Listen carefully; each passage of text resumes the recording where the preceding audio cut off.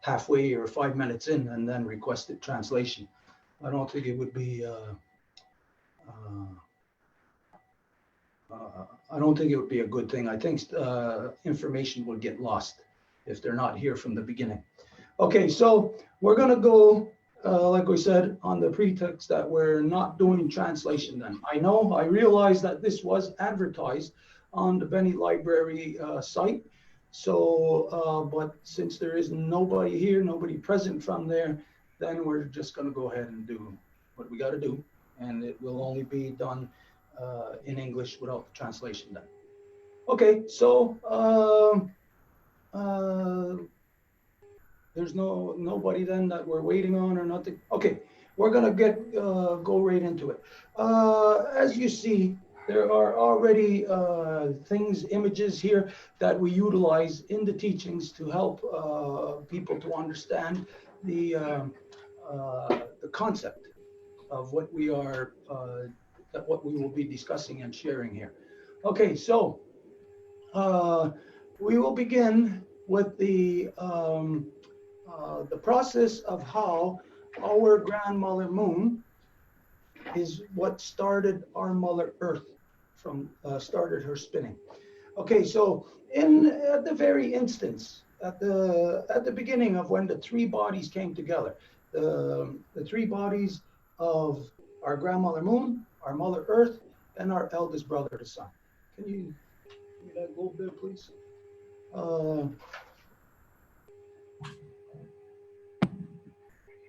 Okay, so in the beginning, we start from one dimension.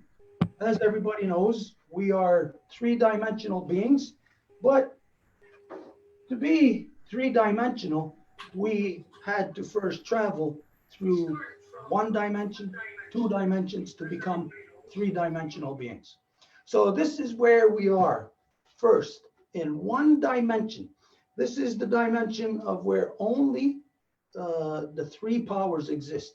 Just like on the cellular level, we know that the cell, every cell in our body is a duplicate of each other. We know that they duplicate the process of how each cell comes into being.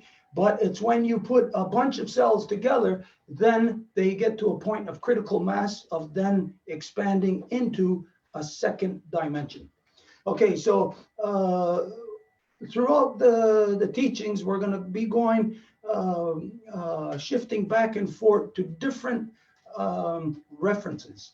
The references will be past, present, future. That will be the equivalent of grandmother, mother, and granddaughter. Of course, the grandmother being the past, the mother being the present, and the granddaughter being the future. Okay, so this is the references will be shifting back and forth. And so it's for you to remember that whenever we are talking about a grandmother, we are also talking about the past. When we're talking about a grandchild, we're talking about the future. And again, when we're talking about the mother, we're talking about the present. Okay, so when we go to the realm of the grandmother, this is when the elements are just there. They are not activated with each other yet. They are just there.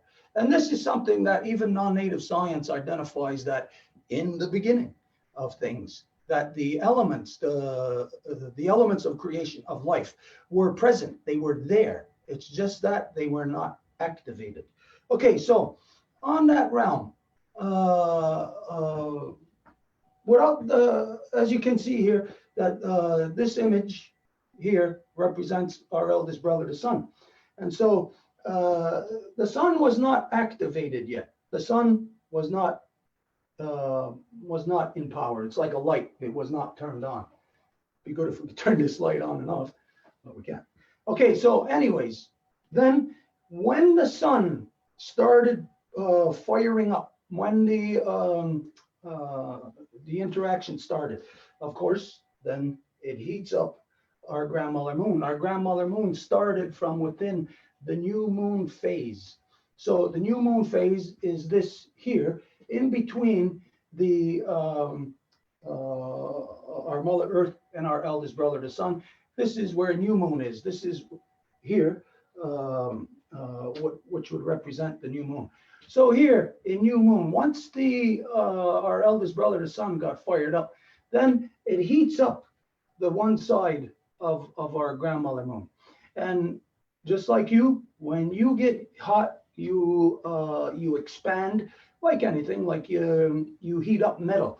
Metal will expand. When you are hot in the summertime, you expand, your pores expand. They open up, and condensation leaves your body.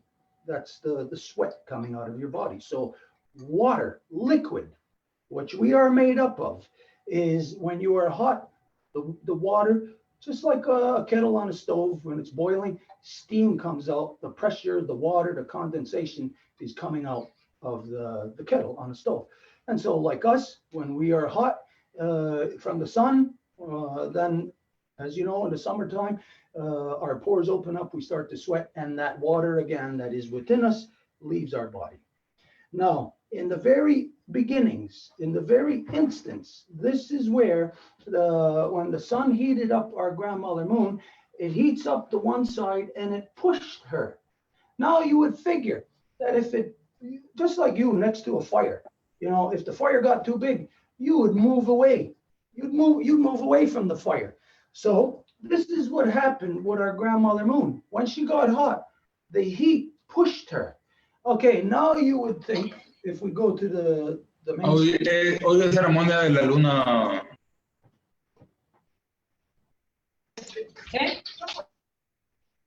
Okay, you got to tell everybody to put their computers on silent.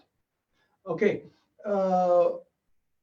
when the sun heated up the moon and started to push the moon, you would think that, okay, the moon would just go straight into our Mother Earth. No, that you would think then collision. Okay, but we know, as modern science identifies also, that there is a constant between our Mother Earth and our grandmother moon, that it is only one face that is always locked in, what they call a tidal lock with our Mother Earth. And so that means it basically looks like this. The moon is always going around looking at the Earth. So the Earth always only sees the face of our grandmother moon. But our grandmother moon sees every part of our Mother Earth. Our Mother Earth always only sees the face of our grandmother moon. Okay, so when she got heated up, you would figure then, like we said, if it pushed, you're on one plane, one dimension, if it pushes her, you would think it would go into the Earth. But because of that tidal lock, then if it pushed the moon into the Earth, it would then push the moon also. It would push it further away from the sun until our grandmother moon got to a point of where she was comfortable. So who knows how far that would be? It might be a long ways up. But anyways, instead of pushing just into the Earth because of the tidal lock, this is what actually happened. This is how we got to 2 dimensions. She started to advance in the shape and the form of DNA. DNA is the structure of what all things are built upon. Everything has DNA. Non-native science will tell you that no, trees don't have DNA, rocks don't have DNA, everything has DNA. Rocks are rocks because in their DNA they are designed, engineered to be rocks. Trees have DNA, everything has it. It is the design. Now, if it did not have, if a living thing did not have DNA, then it would not look like the thing that created it. It would just look like whatever, however it would grow. But the fact is that everything has DNA. And so the shape of DNA is what our grandmother moon moved to. So from one plane, as she heated up, she started to rise, going in the counterclockwise direction around our Mother Earth. And that caused our Mother Earth to start to rotate. but not only to rotate, but also to travel through the waterverse along in the cell that you know as our solar system. Our solar system is a single cell. Just like us, single cells in our body have complex inner workings. There is the inner design to our cells are very complex. If you are able to look into the cell, since the advent of the electron microscope, and I think that was around 1980, 82. Since then, you can look right into the cell, and you can see that a single cell inside of us is like a universe into itself, a waterverse into itself. So the complex workings of the cell of our solar system is on the inside, it is working with our Mother Earth, our grandmother moon here to have this one single element within our cell of the solar system functioning. Now, it is extrapolated to other planets also the same way. And the further that you get from the sun, the more moons that you need to rotate and to move and to manage the planet. But also, it's depending on the distance and the heat that the individual moons receive. But here we'll stick with our Mother Earth. So that was the main the initial action that took place to get our Mother Earth to start to rotate. It's the heat of our eldest brother, the sun, causing our Mother Earth to move. But again, since she's locked in a tide, you would think that when she gets on this side, she would just drift away. No, because she's locked in a tide, this is like you think of solid state electronics, where it is a direct contact, a direct current. So anyways, this is how our grandmother moon got our Mother Earth to start to rotate. Oh, that's just to rotate. Okay, now this is where you know that in non-native science, it identifies that when we are in the womb of our mother, in fetus form, that at the very instance of the first cell dividing into itself and duplicating, at that very instance, there of our cells duplicating, we know that in order for our cells to expand, that our cells have to have blood in them. And so we know that at the very first stages of embryo, is there any video, Angel, that we have of embryo? At the very first stages of embryo, when the cells are dividing into themselves, this is where that each cell has that direct link, that direct contact, just like our Mother Earth and our grandmother moon, a direct tidal link. Each cell is linked to the original cell, to the mother cell, the host cell. And so the mother cell in the embryo, as you see the embryo dividing, you cannot see a heart providing blood into those cells because there is no heart there yet. But as you know, in order for cells to exist, it is necessary to have blood in the cell.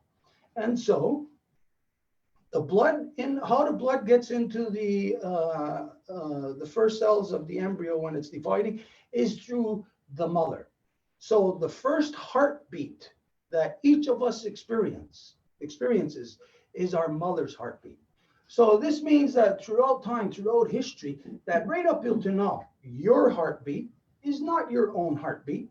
It originates from your mother, and her heartbeat originates from her mother, and so on and so on and so on, all the way back to Sky Woman herself, to the original heartbeat of the universe. And so this heartbeat works the same on every level of existence, on the cellular level, and to the point of where all our cells form a critical mass and creates our body, until our body, compiled with all the other life forms on our Mother Earth, form a critical mass to create a next level of existence. But in the level of existence where we are, our heart works the same way that our Mother Earth's heart works.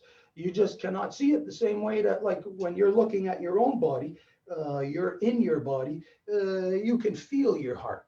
But if you were a cell on your body or in your body, you would not be able to see or experience your heart the way that you're conscious of it or aware of it now. And so the same way for us, as we are a cell on the body of our Mother Earth, we cannot see how her heartbeat works. It works the same principles, but in a different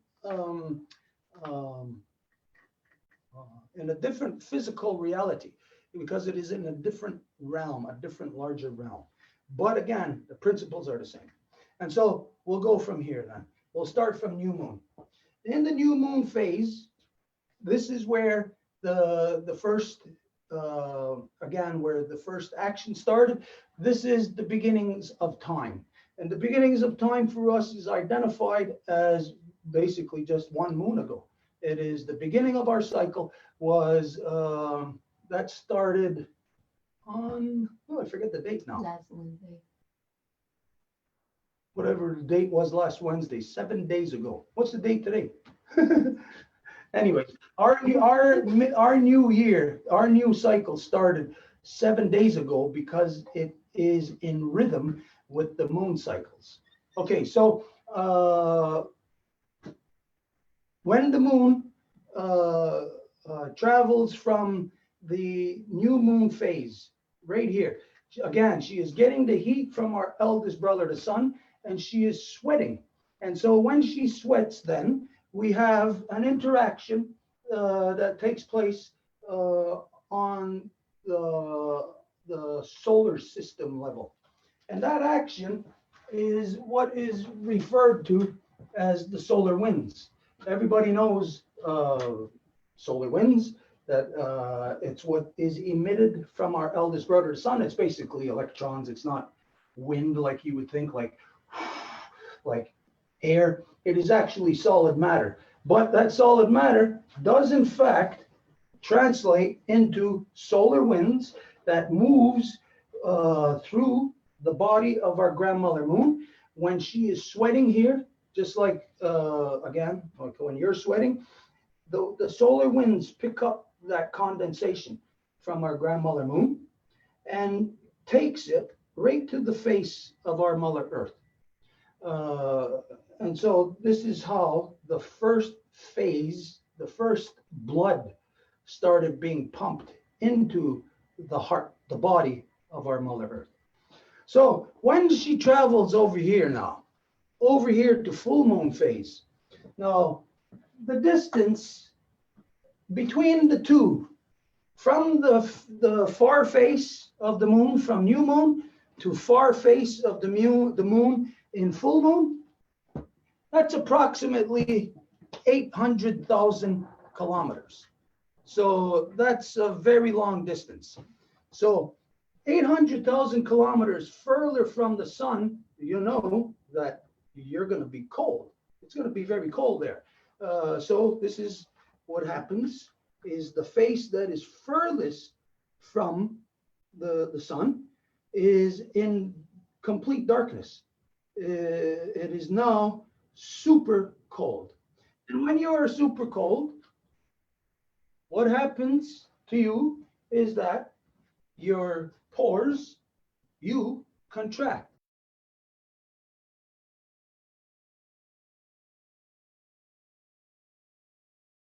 Will then contract. So it's not, you know, that sometimes in spring and the fall times, you'll hear your house cracking. You know, you'll hear little cracks in it, little creak, because this is the weather, the change in the weather, expanding and shrinking the wood in your house. That's the creaks, the cracks that you hear. Now, the same thing happens to steel. Same thing happens to anything, any mineral, anything. When it is heated up, it expands, and when it is cold, it contracts. So here, in the full moon phase, when the moon is furthest from our eldest brother, the sun, The face that is furthest is getting super cold. But the face that is facing the Earth is now getting warm. Mind you, keep in mind, like you can position the moon by how I'm looking at the Earth. So when she's here, the face of her is looking at the sun. She's getting hot. When she was over here in new moon, her face was facing away from the sun. So it's the back of her head, the back of her, that is getting super hot, but the front of her it's cooling down a little bit. Mind you, she's still closer to the sun, so she's cooled down a little bit on the face. So when she's moving around over here, and she's into full moon, now, again, her face is warm, her back is super cold, and her back then contracts, it freezes. So over here in new moon, there is an expansion. Over here in full moon, there is a contraction. Now, this is on the side that is facing away from the Earth, that expansion and contraction. So when she is here now, our Mother Earth is at some point on the Earth, it's summertime, the seasonal changes are happening, and so somewhere on the Earth is the temperature change, hot and cold, and it causes the condensation to leave our Mother Earth. And when that condensation leaves our Mother Earth, as today, modern science is now just recently identifying that even the Earth's atmosphere leaves the Earth.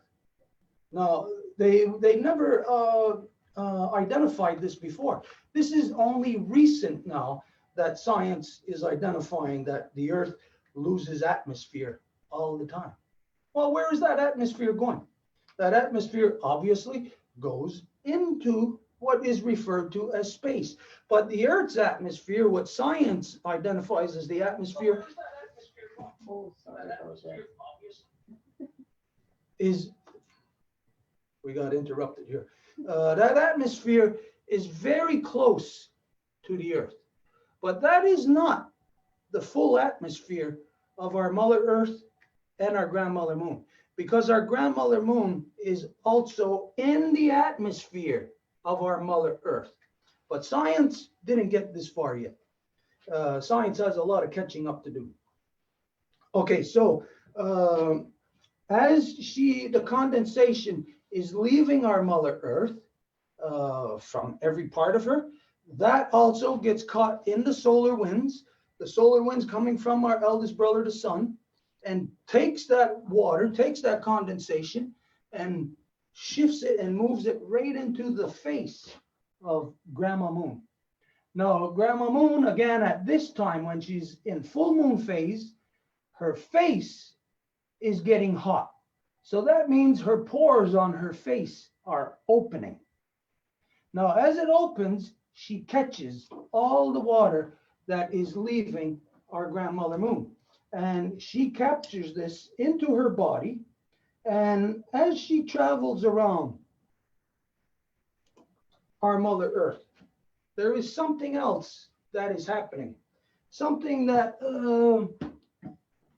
we don't really consider that much, is that the distance, the diameter, approximately 800,000 kilometers, that is a very huge circle. That's just the diameter. That's not the circumference. If the diameter is 800,000 kilometers, I forget how you arrive at the circumference, but I think it's somewhere. It would be somewhere close to about 2.5 million or 3.5 million kilometers, the circumference. I'm not really sure of that. Now, if you find this information out, let us know. It's better if you find that information out. But regardless, you know that the bigger the circumference, the bigger the more power that it takes to move that, but also it means the faster that that object is moving. So this means that our grandmother moon, and this also, don't quote me on this, I don't know all the statistics, but any one of you can find this out. Our grandmother moon is moving approximately, I think it's about 10,000, it's either kilometers or miles, I forget which one, per hour. So imagine if you were moving at 10,000 kilometers an hour at a circumference, at a diameter of 800,000 kilometers. Okay, so what this brings into light, or what you can then start to wrap your mind around, is that there is another power that is at work as she is moving around, as she is circling our Mother Earth. And that power is what we all know as centrifugal force. Now, if you recall when you were a kid, maybe somebody picked you up by the hands and swung you around. And when you're being swung around, this is when, wow, your feet would go right out. They'd be spinning you around like that. And you would feel all the power or energy go right to your feet. That's centrifugal force. And if you were spinning around long enough, fast enough, it would actually kill you, because all the blood will go right to your feet. This also, you could find this out very easily. Don't believe anything that we're saying just because we're identifying it to you. We challenge you to prove these things wrong. Now, to prove them wrong, you will have to do a lot of investigating. Okay, so when she's traveling here, the centrifugal force is causing the power, the energy within her to travel through her body the same way that if you got spun around when you were a kid, again, you feel that power, energy going to your feet, to the furthest reaches. So this happens to our grandmother moon also. So from here, the halfway point, that as the water is absorbed into her beautiful face, as she's spinning around, the centrifugal force then pushes the water through her body. But mind you, over here in full moon, the far side of her is frozen. So imagine a sponge. Now, can you get a sponge? I forgot about a sponge. Imagine a sponge on one side that you pour water in and the sponge absorbs it. But imagine on the other side that it's frozen. So you can pour water into the sponge, but it will not go through. It won't be able to continue to the other side because of the other side being frozen. The frozenness means that the door is closed. So with the door closed, all the water can go right through, but big deal, it's not going anywhere because the door is closed. So how does the door open? This is just to give you the a better example here. This is the moon. Think of it as the moon. This is the face that is facing our eldest brother and son. This is the side that's nice and soft. You could pour water in there. But this side, the side that's facing away, is frozen. It's hard. So the water goes in, but it doesn't come up until something else happens. And what that is that happens is the sponge of our grandmother moon, the beating heart of our Mother Earth, in rotating around like this at approximately 800,000 kilometer diameter and at approximate 10,000 mile per hour motion in that diameter. Then again, the centrifugal force pushes the water through, but is locked there again because the door is closed until she gets around here. And when she gets here, this is when this face, the frozen part, starts to heat up. And when the frozen part starts to heat up, the centrifugal force pushes the water through. The frozen part breaks open, the door opens, just like in the arteries in the heart. opens and closes. As a matter of fact, they refer to the arteries in the heart as the lunar valve. They refer to the valves in the arteries as the lunar valve because it actually looks like our grandmother moon in the quarter. Because here in the quarter, in the third quarter, this is where the power is in the phase of the moon. In the new moon, there is 5 days of power. In the full moon, there is 5 days of power. So it's within those 5 days here, when she's getting over here, that she starts to heat up and it really breaks loose and her back gets really super hot and she's boiling and she sweats and all the sweat comes out and again gets caught in the solar winds and is pushed back to our Mother Earth. And so there are different concepts here that you need to put together to comprehend this. The sponge analogy really helps to understand. It really helps to understand the process, but you have to, again, know that it is in a circle motion and about the heat source. That won't happen without a heat source. It won't take place in the way that we're identifying. But with the heat source, then and where our Mother Earth is in that sweet spot, where life can take place, then this is what makes all of this possible. If we were maybe 100 miles further from the sun, this would not be possible. If we were 100 miles closer to the sun, it would not be possible. But we are in that sweet spot.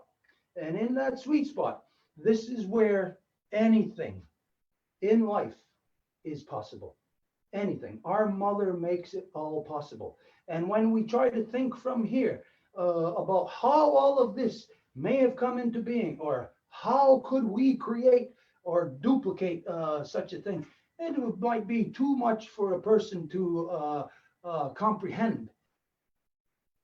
But if we draw the parallels between an individual cell in our body and this cell that we're talking about right now, we just identified, then it's easy to see how it is possible, how it comes about. And this again is the process. Your heart, when it pumps out the blood from your body, it leaves the main the heart, and it goes into the main artery, into your left arm, down to your left leg, your right leg, back up your body into your right arm, and then back into your system here, back into your heart, all through your head, all through your organs, all of that, everything. There is approximately it's either 60,000 miles or 60,000 kilometers of blood vessels, approximately, all through your body, veins. So when an individual blood cell is pumped out from your heart, it travels through approximately 60,000 kilometers or miles of blood vessels in under a minute and a half. Now that is really fast. If you can do 60,000 kilometers in under a minute and a half, I don't know what the speed of that is, but that would be faster than what I can calculate in my head right now. I never actually even thought about what that number would be. It doesn't really matter. When you think of numbers, the numbers that we put on something, or the parameters, controls that we attempt to put on it, really doesn't matter. When we come up with numbers, like for temperatures, like in space, they say how they measure is they call the temperature measurements kelvins. Now, one Kelvin is, I think it's minus 342 degrees, something like that. They call it 1 Kelvin. So what is the point in identifying, oh, it's minus 300 and something degrees. What's the point in that? Does it really matter to us? It really doesn't matter. What does matter to us is what we can see. And what we can see through the beginning of time, as long as humans have been alive on our Mother Earth, is we see this happening. We see our grandmother moon. Well, actually in new moon phase, we can't see her because when she is there, she's in between the earth and the sun. So right now for us in the nighttime, if we were in new moon phase right now, if the moon was here, we're here, it would look like this basically. And at night, well, we can't see that moon. And then in the daytime, we can't see her either because she's in the light of the sun. So this means that the moon is invisible to us for 3 nights. Now, if we had clear nights all throughout the moon, it'd be easy for us to identify that. It'd be easy for us to relate to that. But if you're in a climate zone where it's a lot of rain or clouds, like right now here it's cloudy, it's been snowy, well, we don't have access to being able to see the moon that much. So right now, in these conditions, it might be hard for a person to really start to wrap their mind around this process. You need to be able to observe the moon for at least 3 cycles. Now, this means 3 years. You need to observe the moon for at least 3 years, because in each phase of the moon, if it's in, say, the first moon to the 13th moon, either one, well, if there's a certain thing that happens in your first time around, just like any scientific experiment, you cannot be certain of it the first time. You have to have it duplicated. You have to be certain. There's got to be 3 times in order for it to for you to know that that's what will happen each time. So you need to observe the moon cycles for at least 3 years. Now, this should be something that you already did by the time you were 4 years old, because your mother would be teaching you that, like the way that my mother taught me these things. And so as you grow up then, as you get older, it will be a knowledge that is intrinsic to you. It is a part of human knowledge. What happens with our grandmother moon and our eldest brother, the sun, is an intimate part of us being able to move our legs, being able to talk, to blink our eyes, to laugh. Without our grandmother moon there, that ain't happening. Without our eldest brother, the sun, we know it's not happening. So it is impossible for us to not know that of the intimate relationship that each of us have with our grandmother moon every day, every night. And so as you have an intimate relationship, when you're growing from a baby and you're getting older, your mother's teaching you these things. When you come of your own mind, even before that, when you're like 4 or 5 years old, you already know what the moon is. You already know of the phases, what moon phase she's in. You already know if it's summertime. For example, I'll ask anybody a question right now, an easy question. I'll point my arm in 2 different angles. One angle right here and one angle right here. 2 different angles. So one, I'd say about 80 degrees and one about 35, 40 degrees. Those 2 degrees. Right now, which one of those degrees would you witness the moon at in the summertime? Anybody?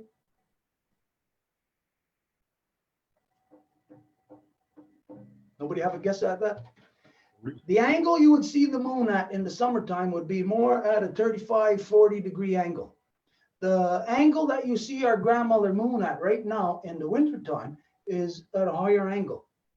So you grow from a child, if you were raised as a proper human, you would grow to by the time you're 4 or 5 years old, you would be reading the moons. You would be able to know in advance things of, say, planting. You'd be able to know when to go hunting, when to harvest. And you could even plan a family by the moons, meaning that within matrilineal societies, the mothers always manage the people. And so sometimes this means that you might have a low population of males. And if this is the case, then a young family, a young woman and a man coming together to bond together, they can actually determine the sex of their child according to the cycle of the moon. Now, this you would know by identifying the phase of the moon as either male or female. Now, there is, in the full moon, there is a gender to it. In the new moon, there is a gender to it. It is one, we call it grandma moon, but all things have a duality in it. And so there is a male moon, there is a female moon. For if there is anybody who's new with us here tonight, if you have never been in the moon teaching before, do you know, we'll ask you, what phase is the full moon? Is that the female phase or the male phase? Anybody want to try answering that? Male. Okay, anybody who was not with us before, Elsa, that's not fair to other people. All of you, the ones that were with us before, you know these answers. You already know you're with the rhythm. We're asking anybody who hasn't been with us before in the past in the moon teachings. So if you know these answers, you've been with us before, don't answer it. Leave it for others who haven't been with us before. Okay, so now you know that, yes, the full moon is the male moon. Why is it a male moon? Well, if this is the male moon, then that means that the new moon is the female moon. Why would that be female and the full moon be male? Everybody in this world hears Grandma Moon, and the time that you're able to see her the most is in full moon. So people just naturally associate the full moon with being female. You don't even think about it. Is it female moon? Is it a male moon? People don't even consider that there is a duality to the moon, and one phase is female, one phase is male. Now, expansion and contraction. Expansion and contraction. You would think a certain thing from that expansion and contraction. And if you think that, then it wouldn't make sense for the full moon to be male. You would think, well, under expansion and contraction, you might think that the new moon phase would be male. Well, it doesn't work this way within DNA, within the levels of our bodies, the levels of our Mother Earth. What happens is, as the Mayans identify within the Mayan cosmovision, that there is a actual cross that they identify, that across the body, that this is female. So from left to right is female, and they identify that from right to left is male. This is, so inside the body here, there is a twist, just like in DNA, because you would figure left, if left is female, then you would figure, well, my left leg should be female too then. It isn't this way. There is, just like in DNA, there is the twist that you cannot see, that is here within us, that it transfers over, crosses over, like the way DNA does. So in one instance, you are female. In the next instance, you would be male, female, male, female. Each of us have experienced these cycles since the beginning of time. None of us are a new creation, even though you were born with whatever age you are. You may think, well, you're new, relatively new into creation, maybe 30, 40, 50, 60 years into creation. You think new. Well, that makes you very old. That makes you billions of years old. And so you, being billions of years old, have been through this process many times over. The thing that makes us lose track of this or forget about this is the religification. Religification teaches you that, well, you're alive in this world in this time, and when you die, that's it. And so religion actually takes away the knowledge or understanding from you of how things actually get recycled, the transfer of energy. Modern science identifies this, is that in the entire universe, there is no energy that ever dies. It always transfers into from this thing to another thing, to a next thing, or to whatever. It is never like tomorrow at 12 o'clock, that's the end, you're dead and you're finished. It does not happen that way. It is a continuous renewal process. If you are in the continuum, then your mother from one generation to the next will teach you of the continuum. But if you do not have that knowledge, if this is killed out of you through religion, then you are not a part of humanity. You're not a part of the reality of creation. You are actually outside of it. How long has anybody known? When did you hear that our grandmother moon is the beating heart of our mother earth? For how long have you had this knowledge in your head? How long have you understood it? Now you could hear it. Maybe you heard it 10 years ago. Grandmother moon, beating heart of our mother earth.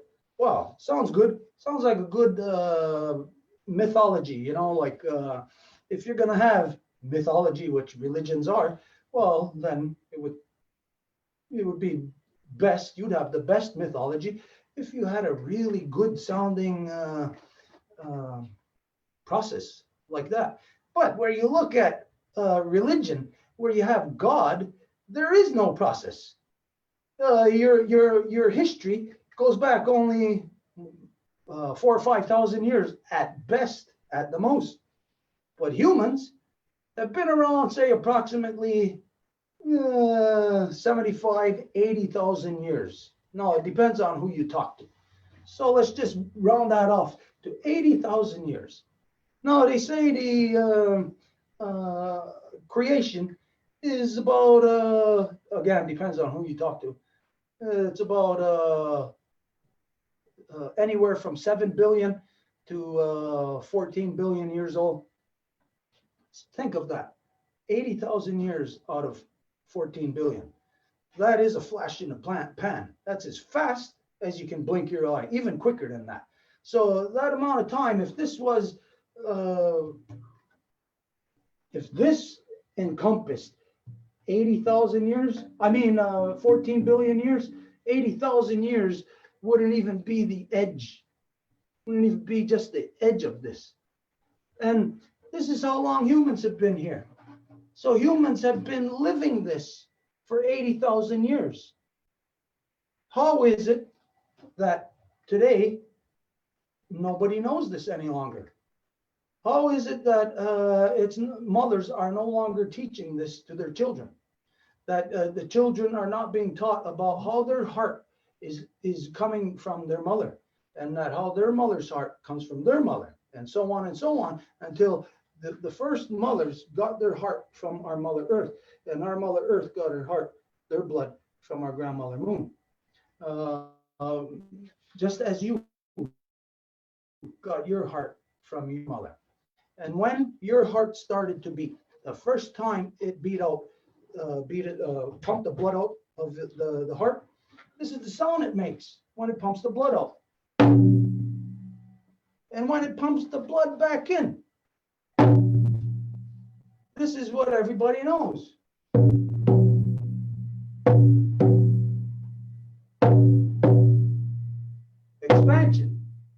contraction, expansion, contraction, expansion, contraction, expansion, contraction.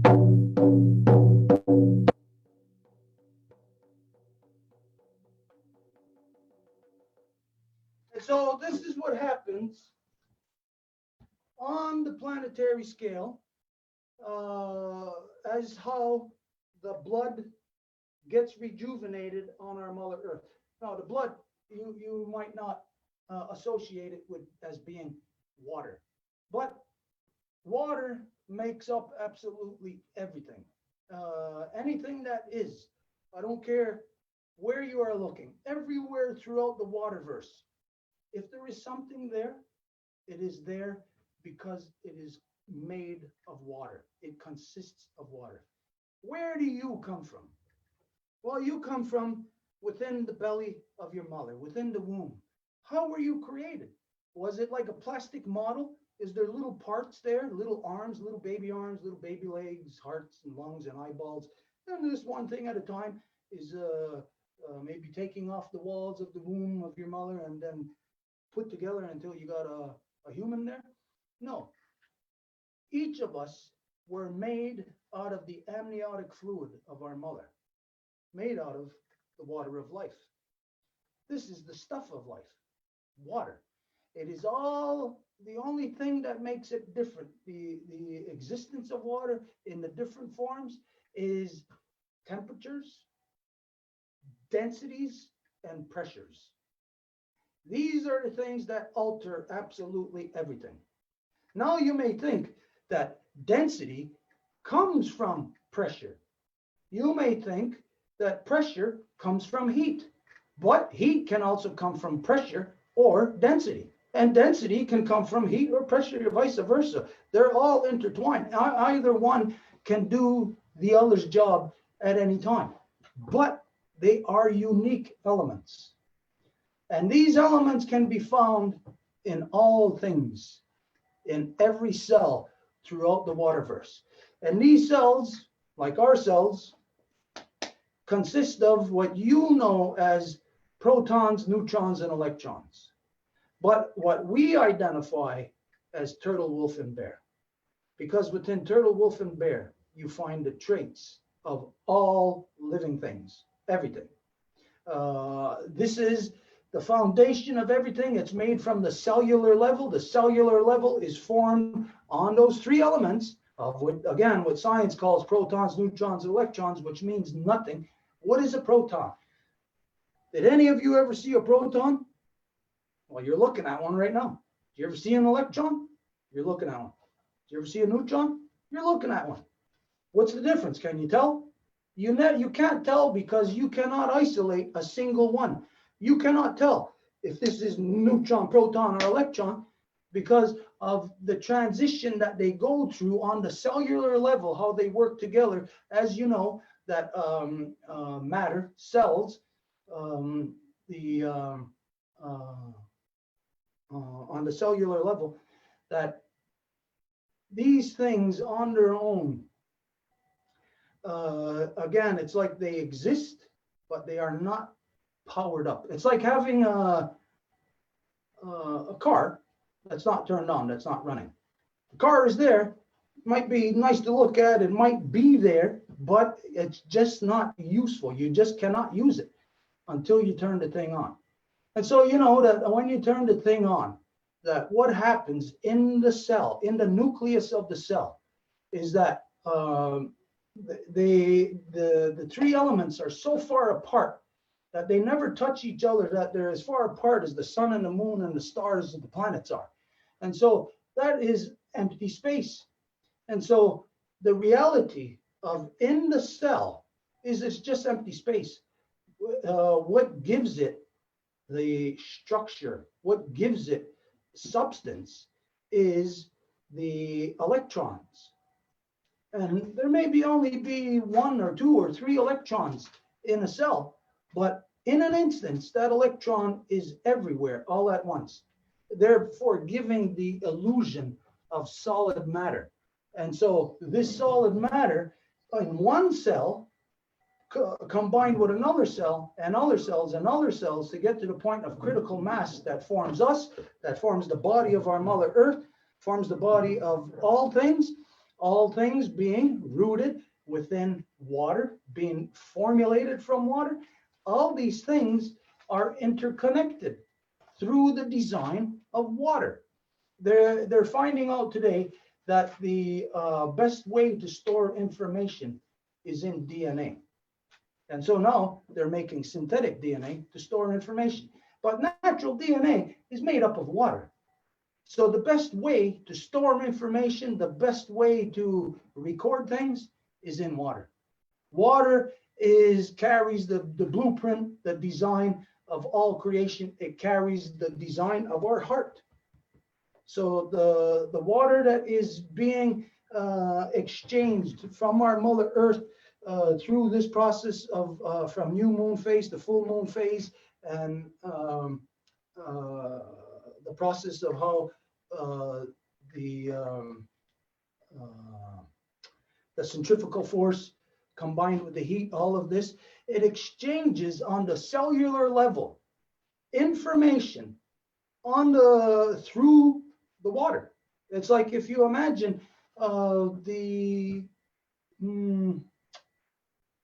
electrical network, the electrical grid. There's power going everywhere through that grid. The grid of life is water.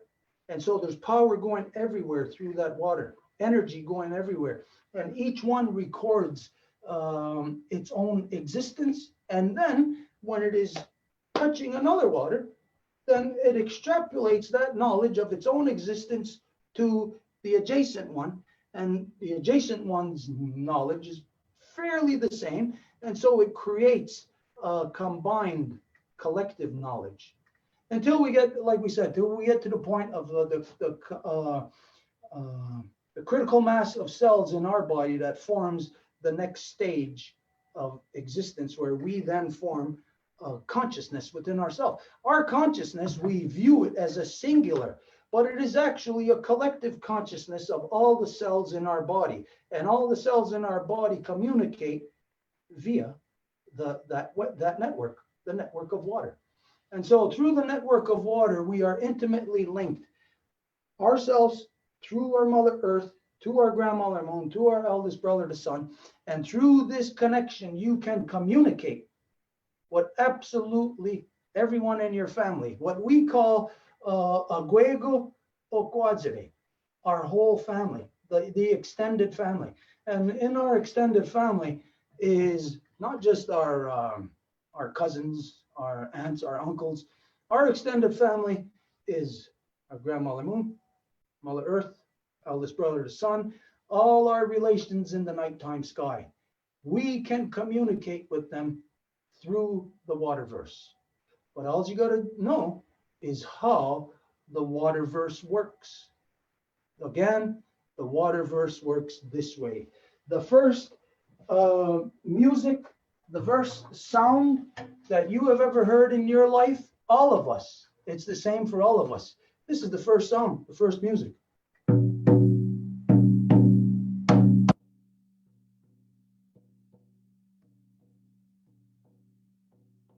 And when you heard that, your mother was supposed to be singing to you. She was supposed to be massaging you. And you, as a baby, you would feel her touching you. Just the same way that any mother who's ever had a child in her belly knows that when that baby is maybe an elbowing you or kneeing you or a foot or the head, you could feel it. And if you put your hand there, you could tell what it is. You'd know that's the hand, that's the foot, that's the knee, whatever. You can tell. And so the same thing with us when we are communicating with our mother. She can hear us, she can feel us, she can see us. And so she can communicate with us as we can communicate with her. And we take that knowledge right from, again, the time when we heard the first beating heart.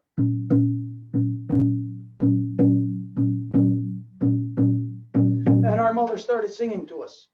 singing to us about creation. And our mother started telling us about creation, how creation works. She started, while we were in her belly, she participated in all the ceremonies. And so in each ceremony, she was there dancing, she was there singing, she was there receiving the knowledge of creation, she was there interacting with it. And so as a baby in the womb of our mother, this is what we experience. We experience the true relationship of child to mother, and from child to mother to grandmother. There is a difference, as you know, that anybody who's ever been a mother, oh, you know what it's like to be a mother. Maybe you're not a grandmother yet, but anybody who's ever been a mother and then now is a grandmother, you know that there is a huge difference between being a mother and a grandmother. Just the way that you have to conduct yourself is very different. Just the way that you express your love to your child is very different. A mother would be a little bit harder on a child, where a grandmother would be a lot more soft and a lot more easy on the grandchild, because of the fact of that, when we know how the process works, that if you're a grandmother, that meant you went through grandchild phase, that meant you went through mother phase, and now grandmother. And that means, you know, that you're getting close to being recycled, getting close to returning back into this whole process. And if we were not fortunate enough to have a mother to teach us these things when we were starting right from in the womb, if our mothers did not teach us this, then we are lacking as humans. And if we are lacking as humans, then we do not know our relations in this world. We do not know how we are to relate with them. We don't even understand. How many of you have, maybe you've seen this, maybe it was you, that when you were a kid, your mother or your father is taking you to go see your grandparents, and you didn't want to go. Imagine that. Imagine a grandchild not wanting to go see their grandparents. That would only be a result of the conditioning that the parents are teaching to their children, and that is a result of the teachings that was given to them by the grandparent. So if the grandparent is lacking, then the parent will be lacking. And that means that the child will be lacking. And to be a child in this world without human knowledge basically makes us an abomination. Because then, without knowledge of this world, means we will move through this world in a way that is disrespectful to her, in a way that we do not care about her, because we do not relate. We do not relate to her existence. How many, again, did not want to go see their grandparents? Because they could not relate to the grandparents' existence. Because these teachings are what's missing in the relations between a mother and a child. This is what a mother must teach their children. They must teach them the realities of the interaction between our grandmother moon, our mother earth, all the women, to the children. I am my mother's son, and as my mother's son, I must follow the path of my mother. I cannot follow another path. That would be corruption. Now, imagine if I have no choice but to follow corruption. Imagine if my mother did not teach me the proper way. We would not be standing here right now and be sharing a moon teachings, which is a very simple thing. And somebody might be sitting there thinking that, well, that's very simple and like not even really paying attention to it. But then to try to wrap their mind around it later on, it actually becomes a hard thing. There is a lot to this, even though it is very simple. There is a lot more to this than what I just identified. It would take hours of interaction, of sharing, of questions back and forth, questions and answers to get to the stage of proper understanding of this. So we'll go over it one more time. and we'll use that sponge. So just remember, right from the start, our grandmother moon, her face is tidally locked with our Mother Earth. So she's always just looking at the earth like this. We never see this part of her because our grandmother moon does not rotate. She does not do that. Tidally locked means it's always this. Okay, so you know that. You're certain of that. She's tidally locked. Now, again, think of her as a sponge. And that when she's here, she's very hot. When she's in new moon phase, she's hot because that's the part facing the sun. She sweats, her pores open, the water gets caught in the solar winds. Solar winds take the water back to our Mother Earth. She comes around over here. She starts getting very cold. Her back gets frozen over here, like this sponge. This is the dark side, is the frozen side. And so the condensation leaving the Earth now, caught in the solar winds, comes right to the face of our grandmother moon, which is, as it's facing the sun, is heated up, and the pores of her face are open, catching the water. But her back is frozen. So when she's moving around, the centrifugal force moves that water through the sponge, but it stops at the door, the frozen part stops right there. So it's at her back right now.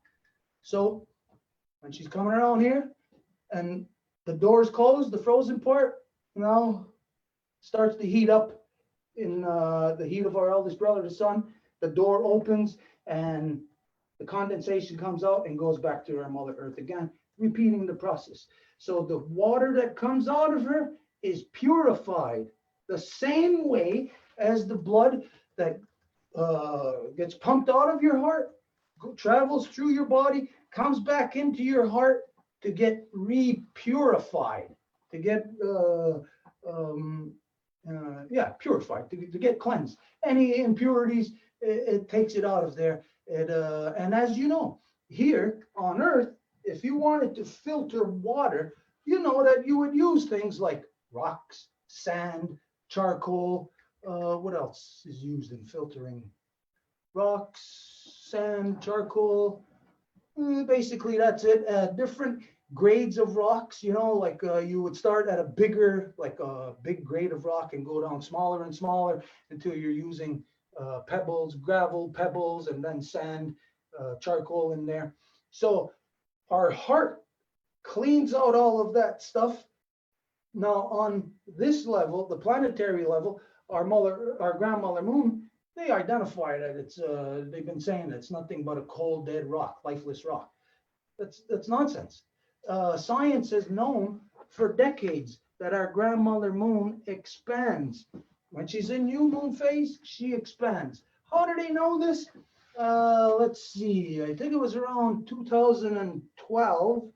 NASA sent a probe to the moon, a satellite to the moon to go and observe, and they found that on the far side of the moon, there was these long marks, that elongated marks that were on the surface.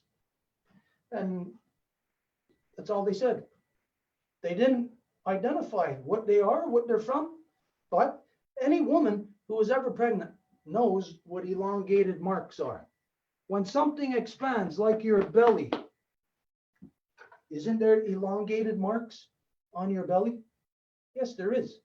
On any woman that becomes pregnant and the belly gets really big, there is elongated marks. And then when the belly goes down, you see those stretch marks. They remain there. It takes a while. They'll go away after a period of time, but sometimes they'll stay there forever because the body used to being a certain size, and once it stretches, then that becomes its maximum expansion level, and that is recorded physically in the matter that expands. So when it contracts back, what is recorded stays in there. So you see physically the stretch marks upon the far side of our grandmother moon. Now, this is what NASA found. As a matter of fact, it was, what's his name? Obama. It was Obama who came out and identified that, because Obama also identified that they had sent probes to the moon to probe the far side of the moon, to survey it for minerals and stuff like that. And what they did was they blew up a bomb. They crashed the two probes, one into both poles, into, if you want to call it, north and south pole, you know, into both poles of the moon. And when they exploded the bomb there, before they did it, Obama was on the news saying that this is what they're going to do. And the purpose of exploding the bomb on the moon was to see the dust plume that rises, so that they can then study in the spectral, what did they call that? Oh, I forget the word here. Spectrograph, maybe? Where you can tell through the different colors of what is in the minerals and stuff like that. I forget what they call it, but anyways, you know what I'm talking about. Anyways, a couple of days later, after they blew the bomb up on the moon, Obama came back on to the news and said, well, it didn't turn out quite the way we expected. It says because there wasn't a dust plume. It was smaller than what they thought. They were unable to study it. You'd have to be a complete idiot to think that there would be a dust plume on the moon. How could there be a dust plume? How could that happen? There's no atmosphere there. There's no atmosphere on our grandmother moon to say, oh, look, dust is rising or whatever. If that was the case, you would see dust rising all the time. There would be a dust cloud around our grandmother moon.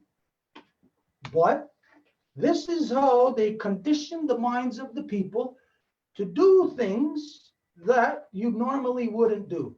So to tell you, hey, we're sending a scientific probe, we're going to do this. And then when it happens, blow the bomb up there, they'll just say, they just come back and report to you, well, it wasn't that good. Didn't work out the way that we thought. No kidding. You'd have to be a stupid idiot to believe that, to expect that. So the idea of what they've done was not to blow a bomb up on the moon, to see the dust plume, to study it, to see what kind of minerals and stuff like that were there. No. The idea was to blow up a bomb on the moon. And where? Just anywhere? Blow up a bomb here, blow up a bomb over here? No. To blow a bomb up on the moon on the two poles. That's what they did. One of them was a bomb, and then the other one was the satellite that they crash landed, and it exploded too. So somehow it was a bomb. Now, it wasn't designed for that. The design is to kill our grandmother moon, to stop the beating heart of our Mother Earth. Now, when you know all the things that was just identified to you as that our moon, our grandmother moon is the beating heart of our Mother Earth, then this means that everybody on Earth, everything, every action that has ever happened, every action that ever will happen only happen because of the existence of our grandmother moon. But now we know that, let's see, these crazy people from over here, they went around the world colonizing. And the colonization process is well documented and everybody knows what the process is. Now they know that the colonization process has brought the Earth to the brink of destruction. And now they're using the same colonization process to go to our grandmother moon, to commercialize, to commodify, to industrialize, and to militarize her. Everything in the non-native world is militarized. Right up to our DNA is now being militarized. Everything is now. We are on the verge of losing our humanity. We're on the verge of destroying the beating heart of our Mother Earth. Now, if you don't know that she is the beating heart of our Mother Earth, then you are not going to care. And right now, I would guess, I would state that everybody present, anybody listening to this, anybody, I don't care if it's right now or if it's sometime in the future, I am 100% certain that prior to you hearing from us, you didn't know a thing about our grandmother moon. You didn't know about the plans of colonization for our grandmother moon. You didn't know that colonization would mean killing the beating heart of our Mother Earth. Now, there's a lot of things you don't know, more than this that you don't know. This is just a very short sharing and a very limited amount of information to give you the basics so that you yourself can take this and start running with it. You could expand this, your knowledge of this yourself, and you could expand this into the collective knowledge of all humanity to get to the point of where all humanity will know once again that there are only two things powering us. Those are the elements that we see every day and night. We see every day our eldest brother, the sun. We don't see every night our grandmother moon. There are 3 nights that we cannot see her. This is a sacred time of renewal for her, a sacred time of renewal for us, because this is when we are receiving the purified blood, the reoxygenated blood. Now imagine if you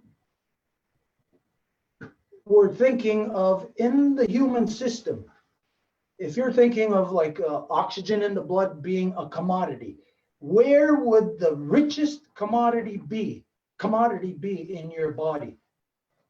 Well, it would be right where the blood gets pumped out of your heart, because that's where it is fullest of oxygen, fullest of life. Soon as the blood travels even just 1 inch, it's already starting to diminish in oxygen and power.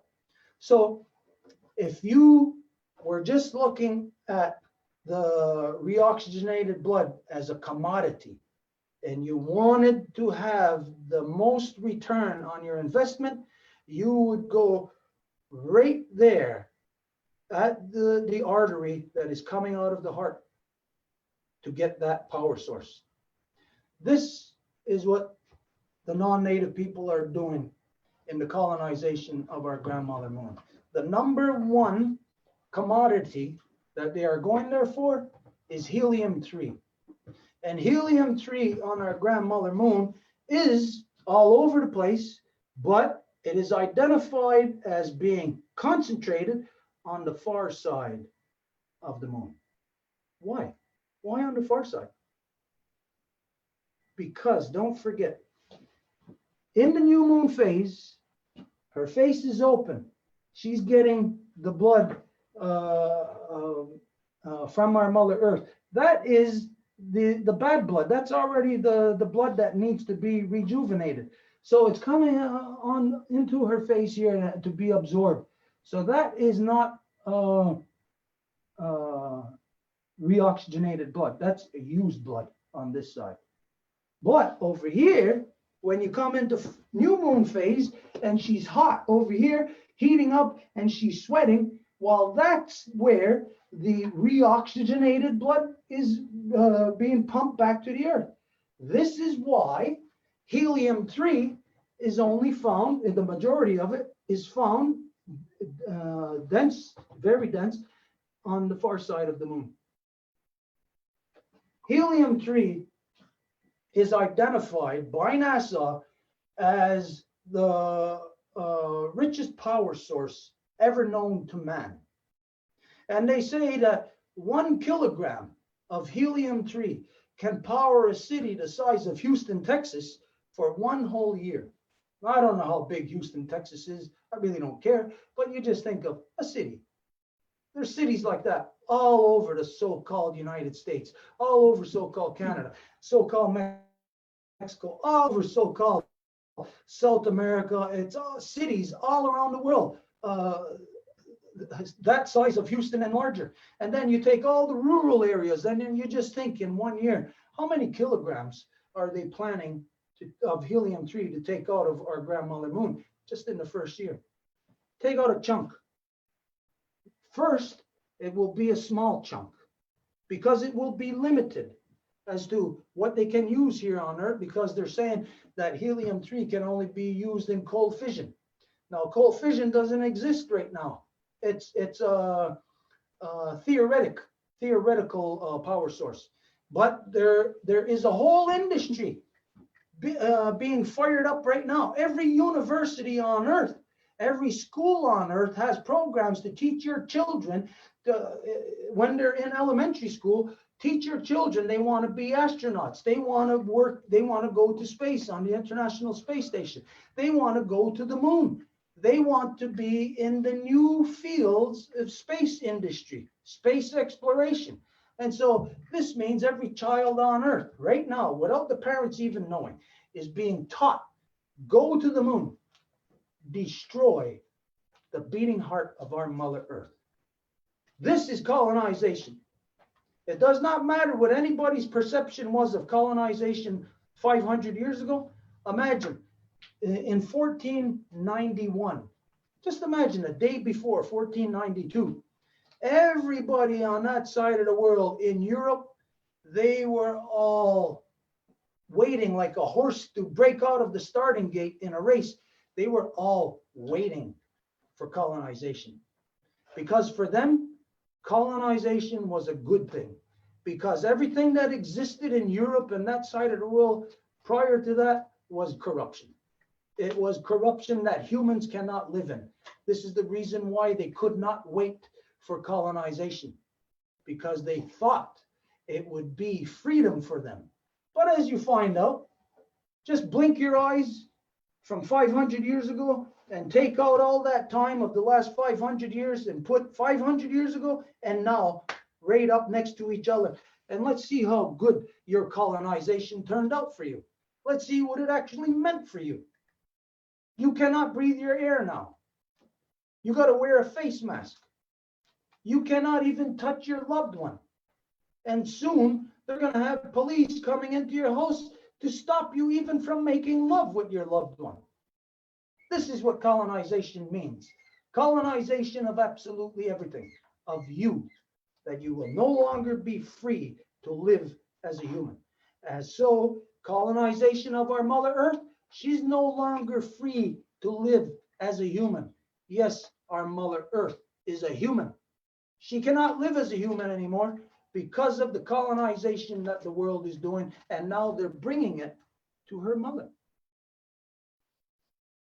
This is the extrapolation of nuclear power. It is what they do in nuclear power. They strip the mother, they separate the mother from the grandmother, and they strip the baby out of the arms of the mother. And what they do is just like in the particle accelerator at CERN, or any particle accelerator, they take that baby and they send that baby around in one direction at the speed of light, and they send the grandmother around in the other direction at the speed of light, and they smash the both of them together, smash their heads. They annihilate the two. And when the two are annihilated, they say, oh, look, that's power. Let's harness it. That's dead power. It's not power. This is the only place in the entire waterverse where nuclear power takes place. It's the only place where power, where energy ends. It doesn't get transferred. It ends. That's it. Nuclear is a way to kill power, to kill energy. Nuclear comes about through what is identified as democapitalism. That's capitalism and democracy intermarried, intertwined, where it then compromises the people of democracy to the rules of capitalism. And under the rules of capitalism, then you are commodified. We are all commodified. Our Mother Earth is already commodified. They are in the process of commodifying the beating heart of our Mother Earth, commodifying our grandmother moon. The first spoonful of helium-3 they are going to take out of our grandmother moon, that will be the end of our grandmother moon. because the first spoonful might as well be the whole entire amount that you are going to take out. The same way that 500 years ago, the blink of an eye in time, all the Europeans that came here came to pristine land, the most peaceful land, the most purest land on earth. And look what the Europeans done to it in less than 500 years. These are crazy people. These are crazy people on a crazy agenda. Is that you? Is it you? Are you on a crazy agenda? Or are you an unwilling participant? If you are an unwilling participant, then you better do something about what you are participating unwillingly. You better do something about it. The reason why we are here tonight to share this information with you is because this year we are on a new agenda. Well, not a new agenda, but we are picking up the pace of our agenda to bring to the world's attention of these plans of colonization of our grandmother moon. These plans to destroy the heart, to put out that beautiful light from our grandmother moon, so that she is no longer able to interact with her daughter, no longer able to give us life. We are on the verge of something total, complete destruction of everything. And it is not coming from some external source. It is coming from you. You are doing it. If you found that you were going in the wrong direction, you thought maybe you were going someplace, but you find you're going completely opposite, wouldn't you turn around? Or wouldn't you even, if you're a guy, maybe you wouldn't do this, but you would stop and ask for directions. Am I going the right way? And when you found out that you're going the wrong way, would you still keep going the wrong way? You would have to be stupid if you still kept going the wrong way, even once you asked for directions and found out that where you're going is back there. That's where you want to go. But everybody is moving that direction. They're going in the wrong direction. You have to go back to the heart of your mother. Each of you must return to the source of your power. Communicate with the source of your power to find out what is actually going on in this world. Is it coronavirus? Is it this virus, that virus? Is it something else? Or are we all just being blindsided by not having the necessary education to know what's going on all around us? They attacked the mothers. For centuries, they have been killing women because women have the natural knowledge that comes from our grandmother moon to our mother earth to them all over. The women are the blood of our mother earth. They bring the blood. They give it to us. We are supposed to work in balance with our mothers. We are supposed to be the hands to do the work on our mother earth of beautification, to make her strong, to make her healthy, at least to make her a little bit more improved than the way that we came into it. Everybody can do that.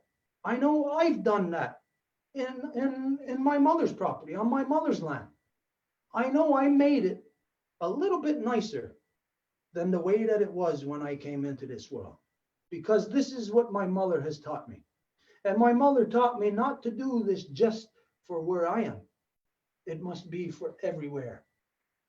Peace must be for everyone, or else no one will know peace.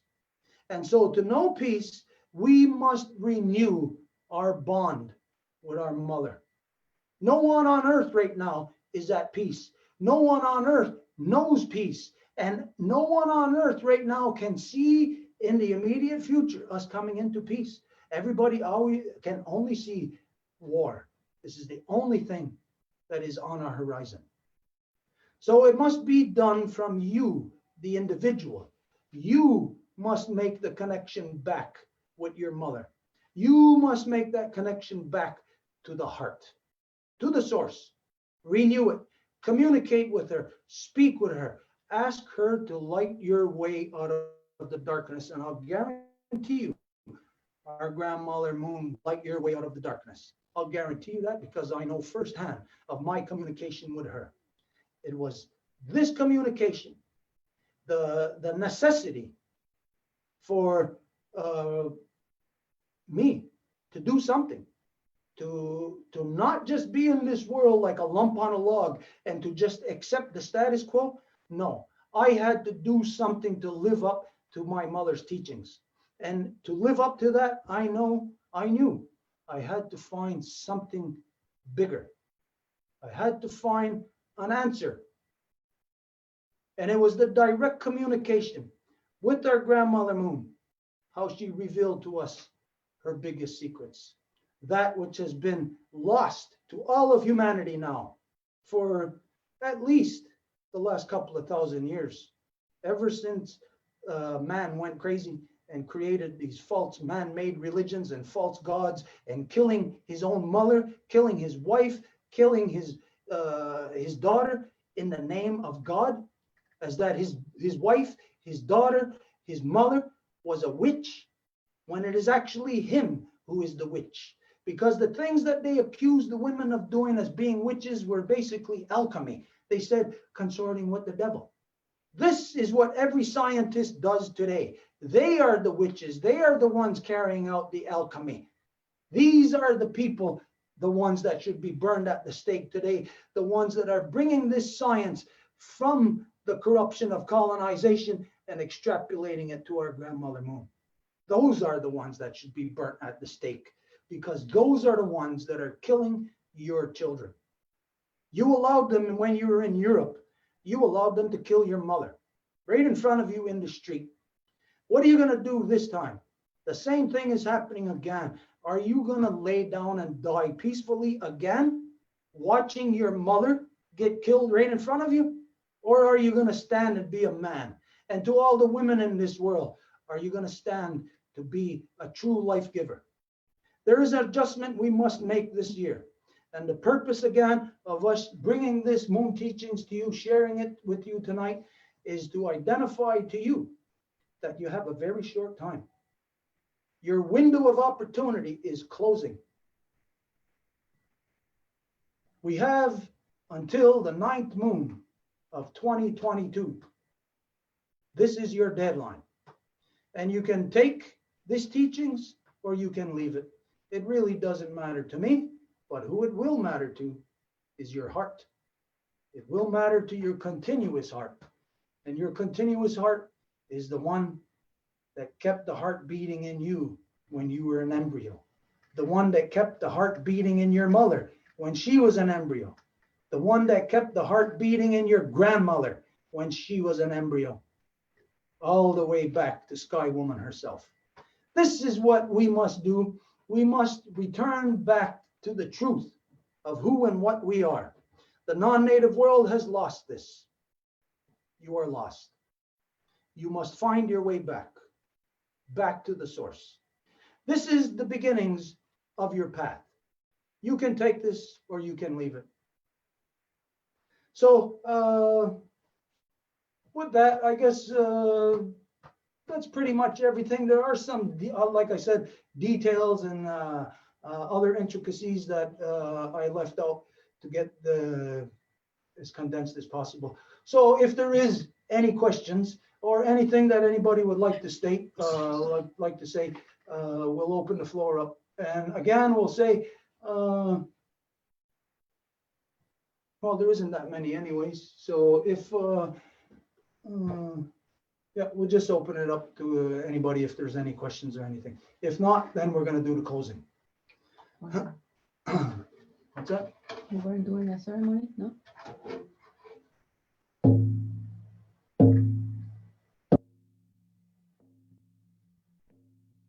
Okay, since there's no questions, we're going to go into, since it is the full moon tonight, we are going to do the very short Thanksgiving to our grandmother Moon, and we'll give each person a chance to identify whatever you may want to identify as a result of being exposed to these teachings.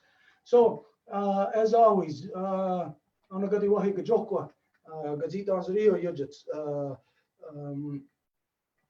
Gananuko Yatisota Asatanka Garakwa, I offer my thanks and my greetings to our grandmother Moon, and to give thanks for all this whole process that we have learned as to how she interrelates with our Mother Earth, our eldest brother, sun, all the other planets in our solar system, and every living thing upon our Mother Earth.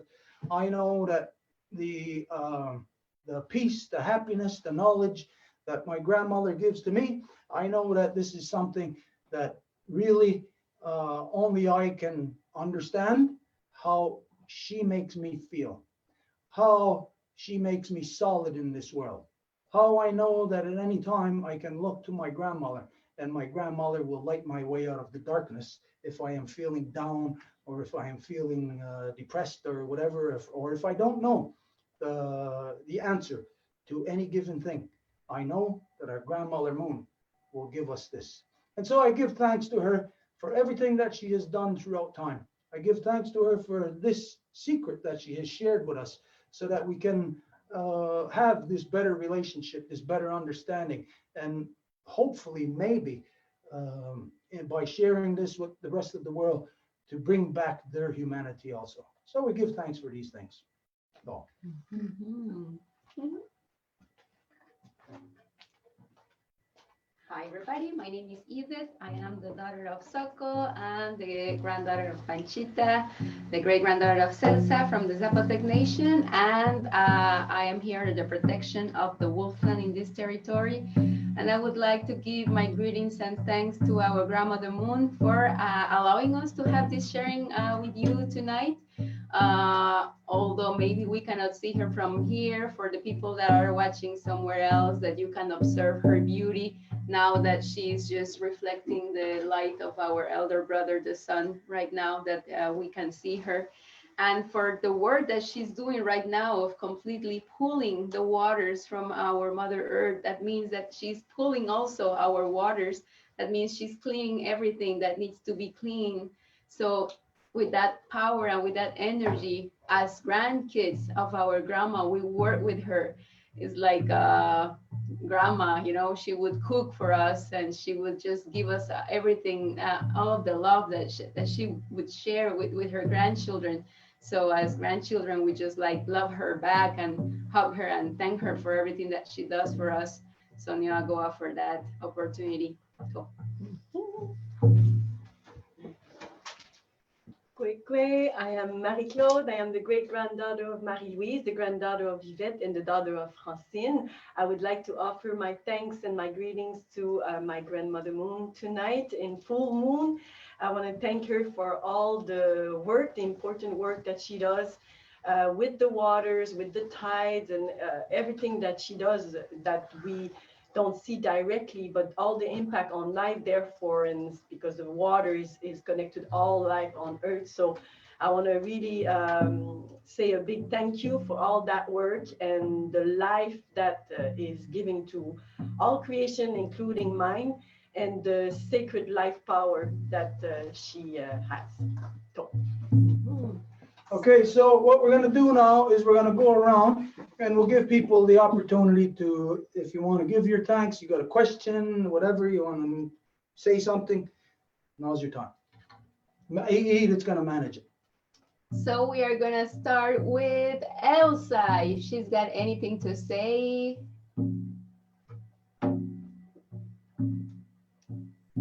Okay, I'm gonna close my video because I have a bad connection. So hi, I'm Elsa, daughter of Lison, granddaughter of Leah, great-granddaughter of Adelina. I would like to give my thanks to Grandma Moon, because she's the one who managed my blood and the water in me, and the water and all things on her daughter. And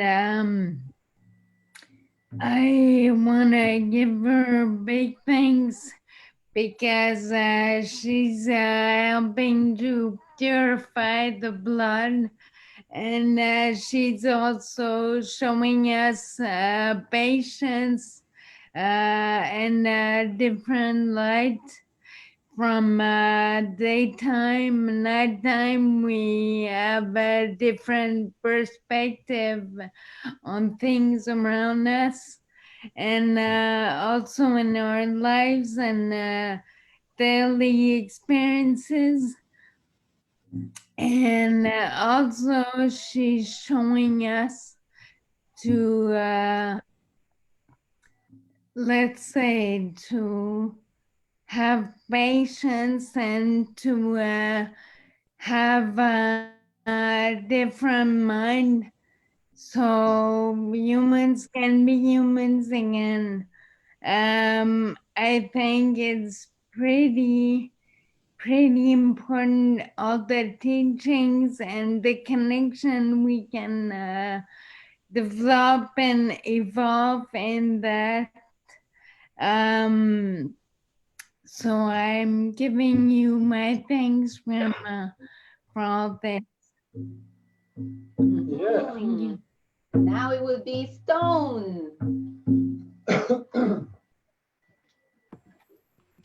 Well, my name is Stone, and I'm under the protection of the Rodisco-Reggae, the Bear Clan at the Ganon-Sesne, the Longhouse in Ganawage. I'd like to give my thanks again, like last night on Mount Royal with you, Edith, and with Gazit Donzario, to our grandmother Moon. She's beating right above me, right above me. I'm looking out my window right now, and she's looking down right at me.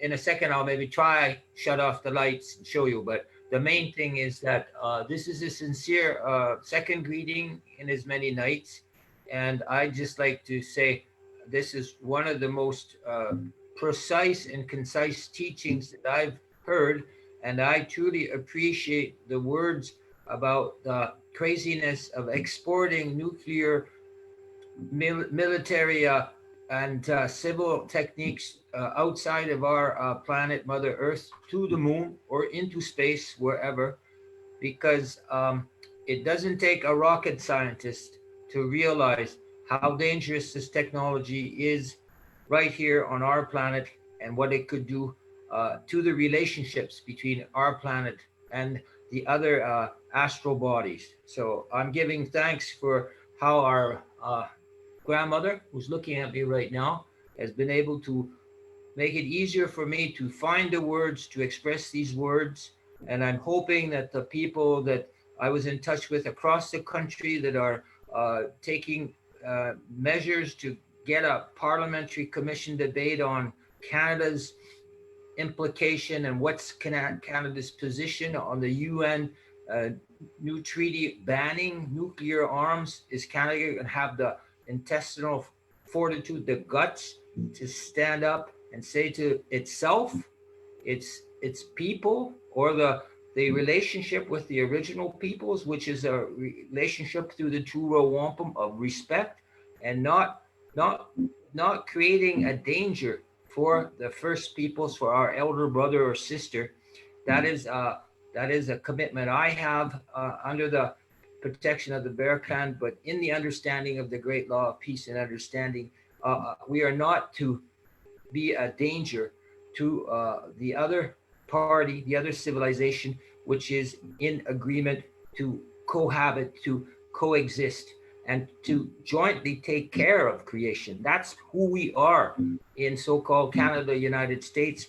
We are the life protectors of the women here who've done a great job, but we are also protectors because we are the sons and the daughters of, yes, all the way up to Sky Woman, of our grandmother Moon, of Mother Earth, and of our own mothers who would want us to do the right thing. So that's why I'm very happy that the different people that I spoke to today are starting to realize that this is not mythology and this is not like gratuitous politics. This is truths of how the universe functions and how we are to function with one another. And again, Nyawa Goa, thank you very much. Merci beaucoup, Grandmother Moon. To. That will be Harold. Thank you kindly. Also, by introducing myself as Harold, the son of Gail, Gloria, and Francis. I'm a temporary Bear Clan member through the 2-month working group and under the protection of the Longhouse Five Nations Confederacy. And I'd like to give my thanks to Grandmother Moon tonight, particularly for her role through the cycles before this one, and all of the life givers, right, to help us manage ourselves to the point where we can get the knowledge to us again tonight, and get it into the future as well. Realize how intertwined Grandmother Moon's removal of the bad in this particular cycle has been. All of our ancestors of the good mind, all of the life givers that managed us up into this point. I give thanks to Now it will be the turn to Merrick and the life giver that is accompanying him. Hi, my name is Merrick, son of Paula, grandson of Goldie, great grandson of Noreen, and Grandmother Moon. I thank you for the teachings today. You've been with us, with me for so long, and I didn't even know how. And I thank you for what you've, the patience and the strength and the love and the understanding that you've given me these last few days and the days to come, and my relations and my kin, and to understand that the corruption that we've had in our minds and in our society just for so long, in my society, in this society.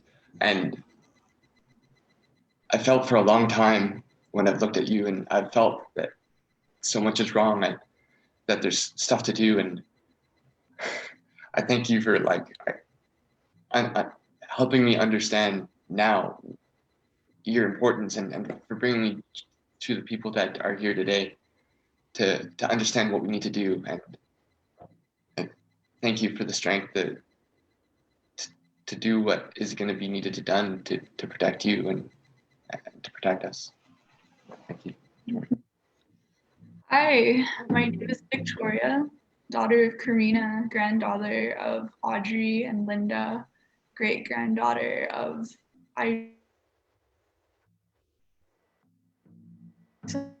me be here. I've still processing it all, I guess, but I've also connected, I guess, with the moon throughout my life when I was living in a smaller town and often couldn't find much that I wanted to do that felt like enough. And I would just go sit on the edge of the forest and stare at the moon practically every night. And the more that we hear about how this is obviously a consistent power through our lives, it's great to hear that. And I've been very fatigued lately, and I heard from a friend a couple days ago that sometimes when you think you are hitting a wall, you've actually just found a place to lean and rest. So I wanted to reflect on that and thank Mother Earth and Grandmother Moon. Thank you. Now it is Guillaume. If you're there, Guillaume, we don't see you, but if you're there, it's your turn. I'm okay. Thanks for the teachings.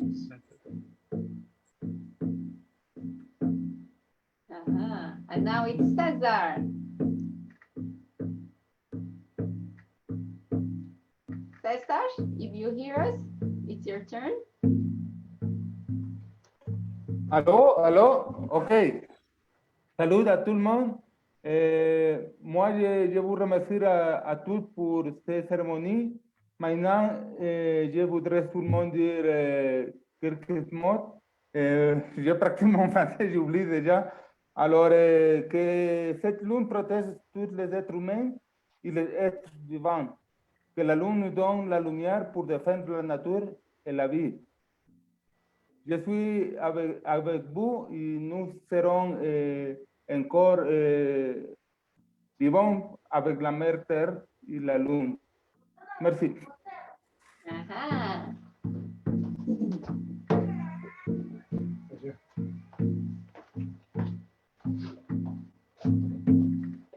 When how you just hung about the neck, I give thanks Hey, wait a minute. Before he goes anywhere, this is my son, Ernahahawi. Cesar, do you remember him? Do you remember Cesar? Ernahahawi was probably this big last time he seen you. This is my son. I'm very proud of him. My other son isn't here right now, but I'm very proud of both of my boys. And I know that both of them are going to work very hard in this fight, in this struggle to save our grandmother moon, our mother earth, and to return all our mothers back to power. I give thanks. Nyawagoa. We don't know if Desiree is there. If she's there and she wants to say something, it will be her turn. I think she's skipping her turn tonight. Okay, is that everybody? No. It's Angel's turn now. And don't forget me. I'm Angèle, daughter of Jeanne Mance, granddaughter of Jeanne-Aimée, and great-granddaughter of Marianne. I want to thank Grandmother Moon because she's in a contraction time, as she's cold, and I felt this contraction really hard this moon. So I followed her through all the moons. So and I'm experiencing, as I said yesterday, a few tides. But it's getting resolved. I got some tools, really interesting tools. So it was the right time to take action. So I'm now understanding more these cycles. So I'm not questioning myself or my experiences the same way. I'm not judging myself for feeling that or this. So now it's more fluid and easy. It's an easier life to know these cycles and to follow them. So thank you, Grandmother Moon, for all this knowledge and all this knowledge that go through the Longhouse, that it's shared so generously with us. So thank you, thank you, thank you. So.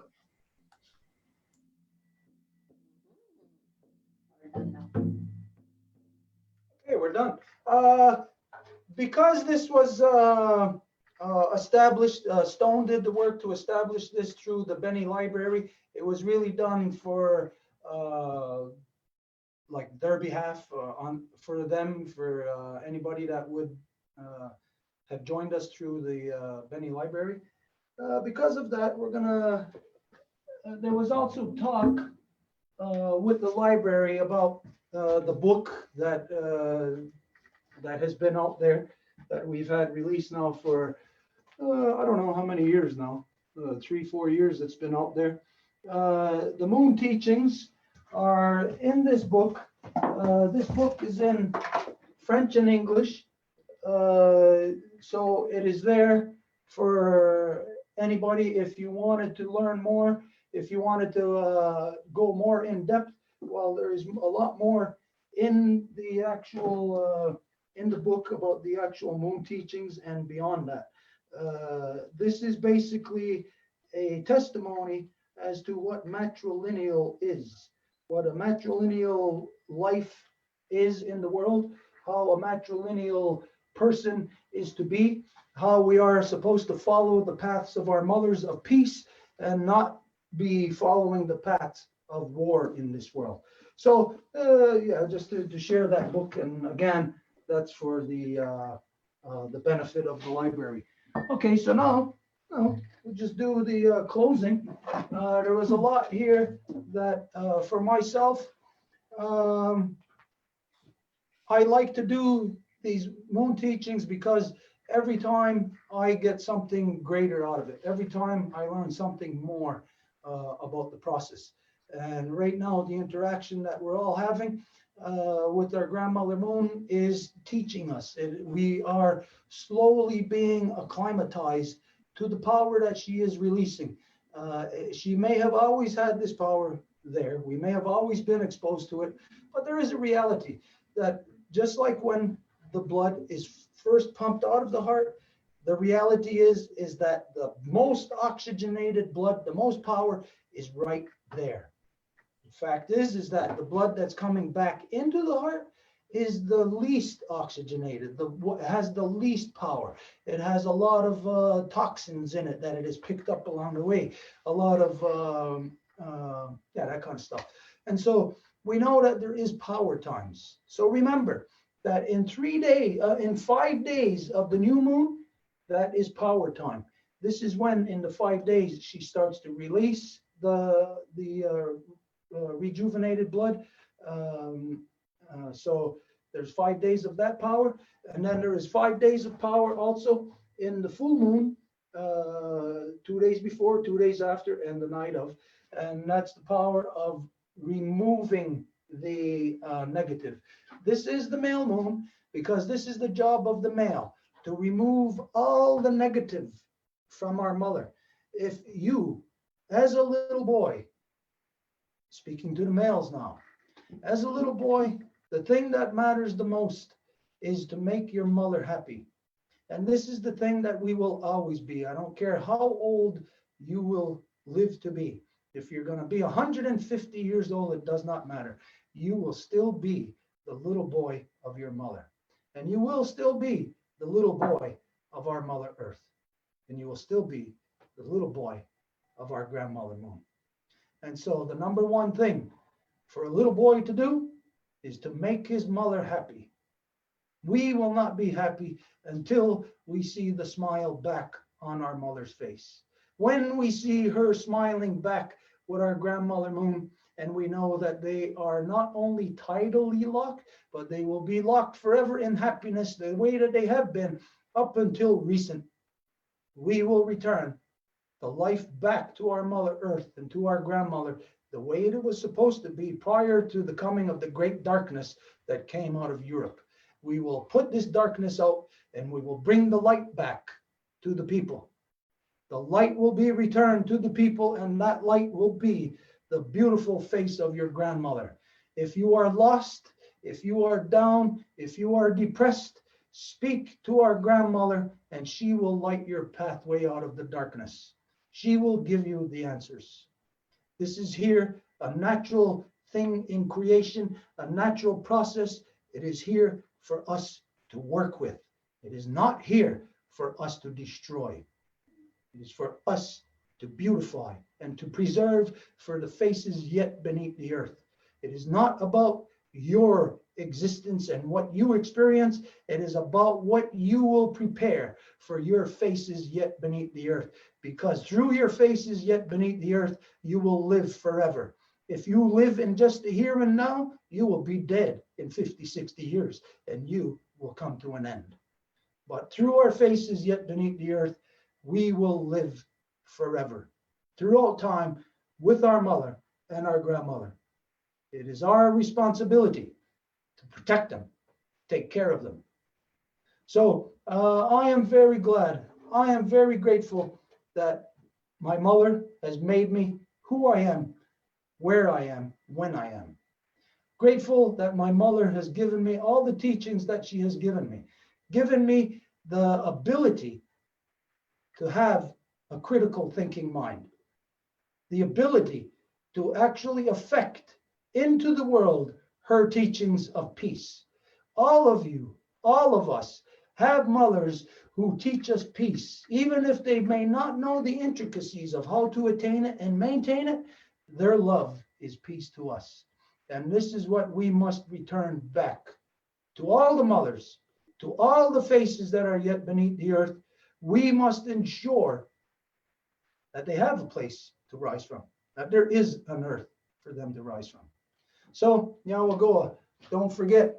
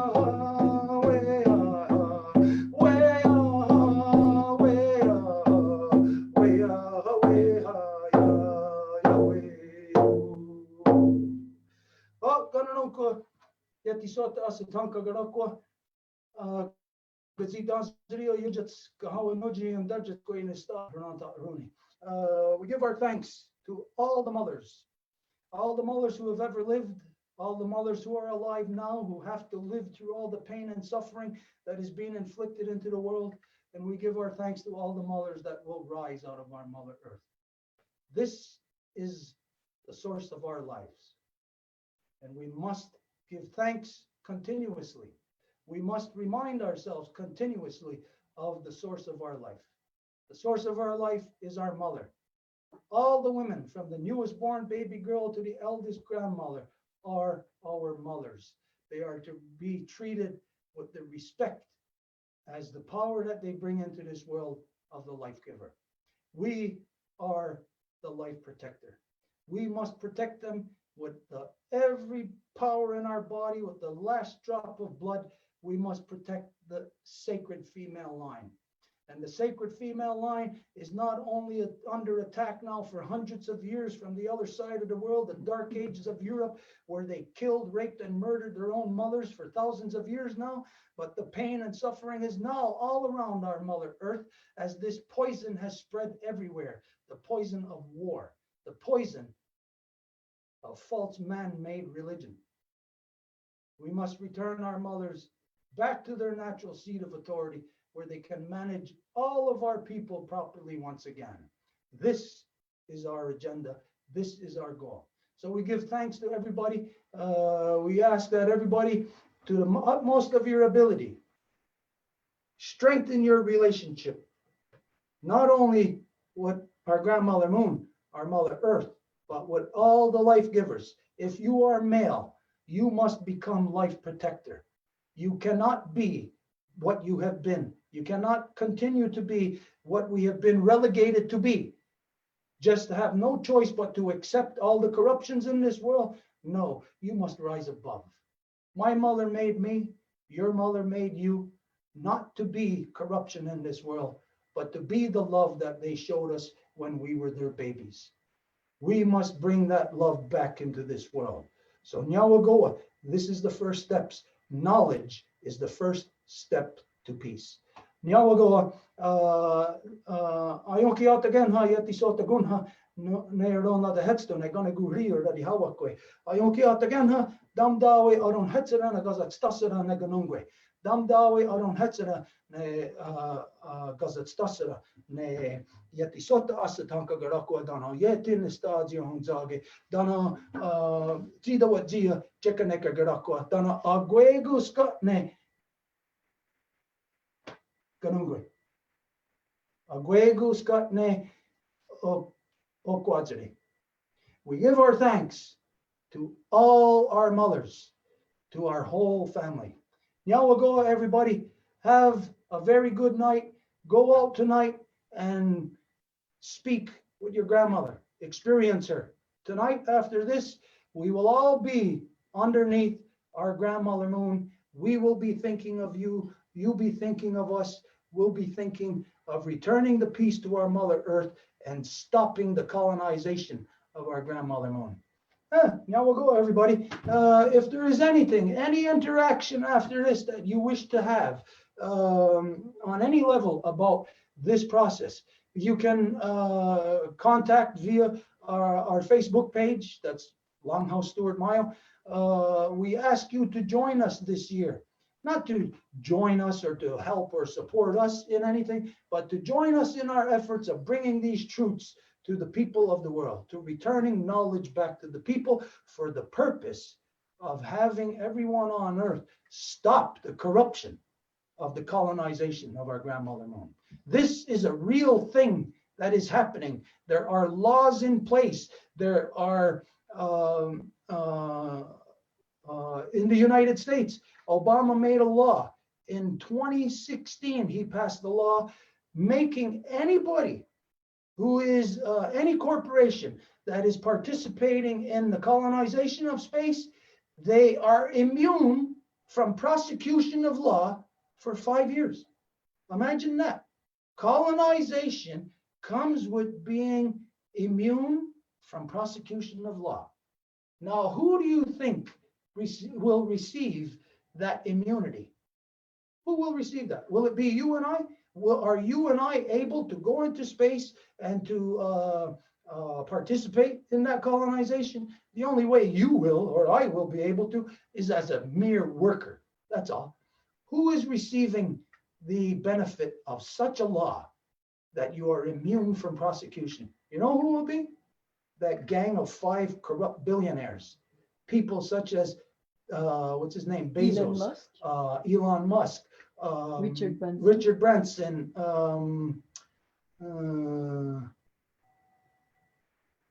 That other guy from Google, he's an Indian guy. I forget who. Anyways, there's a gang of 5 and there's more billionaires that are going to be profiting from this. And it's the billionaires who are the most corrupt because, as you know, to become rich, you have to lack morals.